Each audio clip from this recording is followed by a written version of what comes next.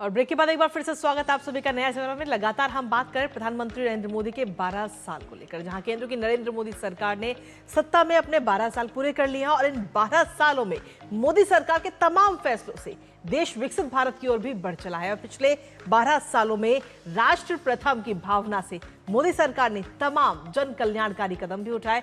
मोदी सरकार के 12 सालों के कामकाज पर डीडी न्यूज एक सीरीज इस समय चला रहा है, जिसमें हम आपको लगातार दिखाते हैं कि कैसे इन 12 सालों में सरकार के बड़े फैसलों से तमाम क्षेत्रों में बदलाव हुए हैं। तो आइए देखते हैं हमारी खास सीरीज विकसित भारत की ओर बढ़ते कदम।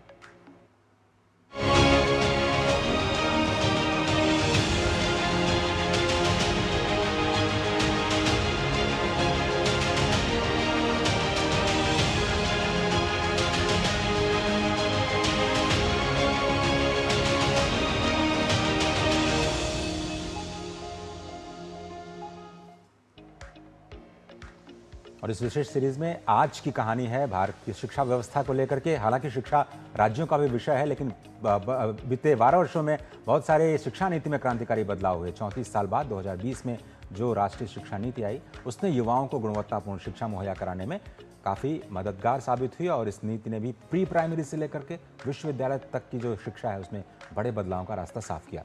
भारत में अब उच्च शिक्षण संस्थानों की जो संख्या है, उसमें करीब 35% की वृद्धि देखने को मिली।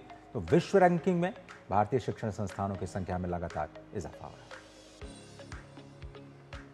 तो सीधे तौर पर अगर शिक्षा के क्षेत्र में हम देखें तो कई सालों बाद शिक्षा नीति लाई गई और इसका सीधा असर अगर हम देखें अजय, तो ग्राउंड जीरो पर बच्चों के जो भविष्य है उस पर खास तौर पर पड़ रहा है। और सबसे बड़ी बात यह है कि शिक्षा को व्यवसाय के साथ जोड़ना, स्किलिंग के साथ जोड़ना और भविष्य के लिए तैयार करना बच्चों को, और उस सारी शिक्षा प्रणाली को जो ज़रूरत जो उनके लिए भविष्य के लिए तैयार करती है, उसको शिक्षा में शामिल करना, वो एक बहुत बड़ी पहल रही। जैसे मैं बार बार कह रहा हूँ कि शिक्षा जो है वो राज्यों का विषय है। अलग अलग राज्य अपने अपने, जैसे मान लीजिए दक्षिण के राज्य हैं, वो स्पेस साइंस में, आईटी में बहुत आगे नजर आते हैं। बहुत सारे ऐसे राज्य हैं, मिसाल के तौर पर गुजरात, महाराष्ट्र, जहाँ पर बिजनेस की बहुत सारी बातें होती हैं। और उत्तर प्रदेश की बात करें, बिहार की बात करें, तो एडमिनिस्ट्रेशन में लोग जाना चाहते हैं। आइए देखते हैं कि इन शिक्षा के क्षेत्र में कौन से बड़े बदलाव हैं हमारी इस विशेषता।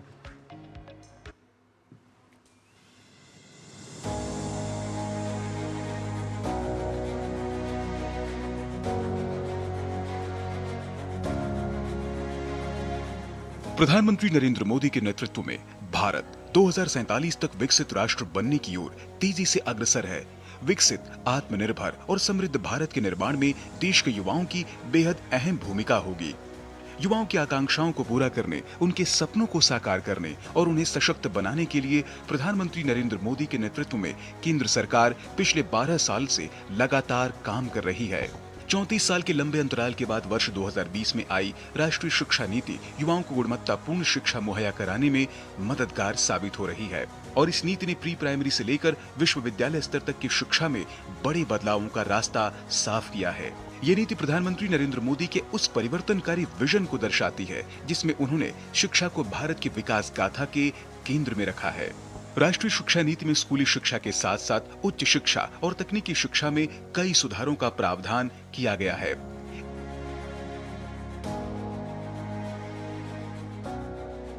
एक और जहां 2030 तक प्री स्कूल से लेकर सेकेंडरी स्तर की शिक्षा में 100% नामांकन दर का लक्ष्य रखा गया है, वहीं 2035 तक उच्च शिक्षा में सकल नामांकन अनुपात बढ़ाकर 50% तक करने की बात कही गई है।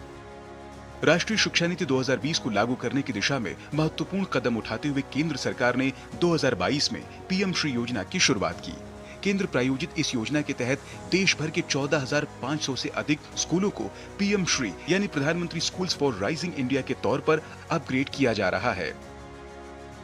राष्ट्रीय शिक्षा नीति ने भारतीय उच्चतर शिक्षा के अंतर्राष्ट्रीयकरण और भारत में विदेशी विश्वविद्यालयों के कैंपस स्थापित करने का रास्ता साफ किया है। सरकार ने वैश्विक रैंकिंग में शीर्ष 500 में आने वाले संस्थानों को भारत में अपने कैंपस स्थापित करने की अनुमति दे दी है। इससे प्रतिभावान भारतीय छात्रों को देश में ही सस्ती और गुणवत्तापूर्ण उच्च शिक्षा हासिल हो सकेगी। राष्ट्रीय शिक्षा नीति की सिफारिशों के तहत विश्वविद्यालयों, कॉलेजों, शोध संस्थानों और प्रयोगशालाओं में शोध और नवाचार की संस्कृति को बढ़ावा देने के मकसद से अनुसंधान नेशनल रिसर्च फाउंडेशन ANRF की शुरुआत की गई है, जो 5 फरवरी 2024 को अस्तित्व में आया। एक रिसर्च कल्चर को निर्माण करने के लिए सिर्फ बड़े बड़े इंस्टीट्यूट को ही फंडिंग होने से नहीं चलता है, तो छोटे छोटे जगह में भी रिसर्च करने वाले लोग हैं, उनको भी साथ में लेने के लिए अनेक सुविधाएं निर्माण की गई है। वैसे ही RDI fund, research development innovation fund, industry को भी साथ लेके उनका भी रिसर्च हम देश के लिए, विकसित भारत होने के लिए, उपयोगी होने के लिए वो भी क्रिएट किया गया है। और जो अनुसंधान नेशनल रिसर्च फाउंडेशन के एक माध्यम से हब एंड स्पोक मॉडल, यानी कैपेसिटी बिल्डिंग हर इंस्टीट्यूट के जगह में होनी चाहिए, इसलिए बहुत बड़ा प्रयास हो रहा है।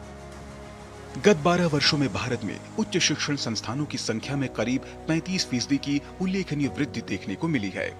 2014 में जहां देश में 51,534 उच्च शिक्षण संस्थान थे, वहीं अब ये संख्या बढ़कर 70,000 से अधिक हो चुकी है। विश्वविद्यालयों की संख्या 2014 में 760 से बढ़कर 2025 में 1338 तक पहुंच चुकी है। इस दौरान केंद्रीय विश्वविद्यालयों की संख्या 40 से बढ़कर 48 हो गई है। 2014 में देश में भारतीय प्रौद्योगिकी संस्थानों यानी IIT की संख्या 16 थी, जो अब बढ़कर 23 हो गई है। IIM की संख्या 13 से बढ़कर 21 हो गई है, जबकि एम्स की संख्या 7 से बढ़कर 23 हो गई है। वैश्विक रैंकिंग में भारतीय शिक्षण संस्थानों की संख्या में लगातार इजाफा हो रहा है। 2026 की प्रतिष्ठित QS वर्ल्ड यूनिवर्सिटी रैंकिंग में 54 भारतीय संस्थान शामिल हैं, जबकि 2014 में ये संख्या महज 11 थी।